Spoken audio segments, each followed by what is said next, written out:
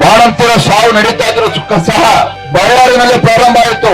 ಉಸ್ತುವಾರಿ ಸಚಿವ ಆಸ್ಪತ್ರೆಗೆ ಭೇಟಿಯನ್ನು ಕೊಡೋದಿಲ್ಲ, ಆರೋಗ್ಯ ಸಚಿವರು ಭೇಟಿಯನ್ನು ಕೊಡೋದಿಲ್ಲ, ವೈದ್ಯಕೀಯ ಶಿಕ್ಷಣ ಸಚಿವರಿಗೆ ಭೇಟಿಯನ್ನು ಕೊಡೋದಿಲ್ಲ, ಮುಖ್ಯಮಂತ್ರಿಗಳಂತ ತಲೆ ಹಾಕೋ ಕೂಡ ಹೋಗೋದಿಲ್ಲ.